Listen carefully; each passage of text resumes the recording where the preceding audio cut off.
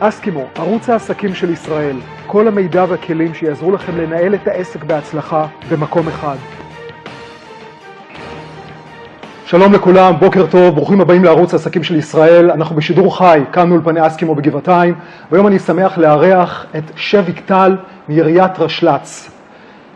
שביק היא יועצת מודיעין תחרותי לעסקים ברשת כותר ראשון של עיריית ראשון לציון. עד עכשיו אני אעלה גם פרויקט בינלאומי להוראת השואה. שביק, בוקר טוב. בוקר טוב. תודה שבאת אלינו לאולפן ערוץ העסקים. אני שמח שאת כאן. את יודעת מה? שאלת מבוא קצרה. מה זה כותר ראשון? אוקיי. כותר זאת מילה נרדפת לכותרת, כותרת של ספר. שם הספריות שלנו זה כותר ראשון או כותר ראשון. זאת אומרת, יש לנו כ9 ספריות, 3 מהן גדולות, 6 קטנות יותר. ואנחנו בעידן המידע, מהפכת המידע, החלטנו שגם אנחנו, בעיקר אנחנו, צריכים להרחיב את השירותים שלנו, לשנות אותם, לדעת מה החסרונות, מה הכאבים ומה הצרכים, ולבחור שירותים נוספים. השירות הזה, אוקיי. לא, בבקשה. השירות הזה אני הבאתי מארצות הברית בזמן שירותי שם, עבודתי שם בארצות הברית. נהדר, כן, זה קצת דיברנו על זה לפני השידור, ואני מבטיח עוד לדבר על זה בשידורים הבאים שלך. כרגע פשוט אנחנו בפרומו קצר, ובהחלט נעשה את זה. הזכרנו את הנושא של מודיעין תחרותי, ישנו מושג אחר שאני מכיר אותו, מידע עסקי. תעשי לנו איזו הבחנה, חידוד, מה בין שני המושגים האלה. מידע עסקי זה מידע שעוסק בעסקים. כמו שיש מידע חינוכי, כמו שיש מידע רפואי, יש מידע שעוסק רק בעסקים. עכשיו, אני אומרת עסקים, זה לא רק מבחינת העסקים, אלא גם מבחינת הלקוחות. ועל זה נדבר בהמשך, יש לי הרבה מה להגיד בעניין. ומה מודיעין תחרותי לעומת מידע עסקי? מודיעין תחרותי, אני מחלקת את זה לשני תחומים.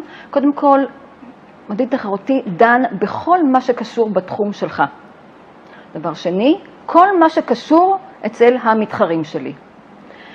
את שני המישורים האלה חשוב שנעשה גם מהפן הגלובלי, לא רק מה קורה במקום בישראל, אלא מה קורה בעולם.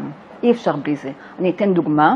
כן, הייתה לי לקוחה, יועצת עסקית, שעבדה עם חנות מאוד גדולה בארץ למוצרי תינוקות.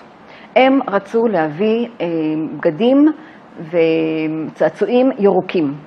בחיפוש קצת עמוק שעשיתי, הבנתי שקליפורניה היא המדינה הכי ירוקה, ומשם התחלנו את החיפוש שלנו.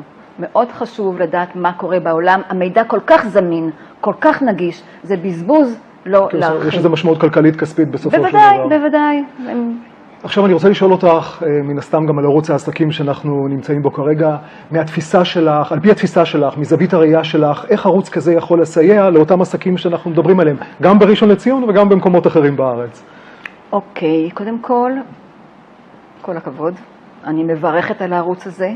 אני יודעת שבארצות הברית ובכלל בעולם יש הרבה ערוצי עסקים.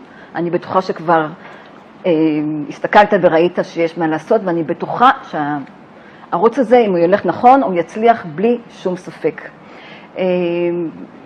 כבר חשבתי מה אנחנו נעשה ביחד, אז יש המון מקום. אני אביא מדי פעם לקוחות מעניינים, שאלות מעניינות, סקרי שוק שעשינו. אז זה כבר אנחנו מגרים עכשיו את הקהל בנושא של פרומו טעימה קטנה, ממה שתגישי לנו בעתיד, כן. בערוץ, ואכן אמרנו שאנחנו גם נודיע לצופים באיזה יום, מתי תגיעי ואיזה תוכן תשדרי, אבל כן, תני לנו בהחלט איזה טעימה, משהו שנחוש ממה תשדרי טעימה, אני אומרת לך, אם יהיה לי סקר שוק מעניין, לקוח מעניין, שאפשר ללמוד ממנו, אם אני אראה איזה סרטון מצוין ביוטיוב, אני בהחלט אעביר לך ואני אציג מה הפן שלי מתוכו.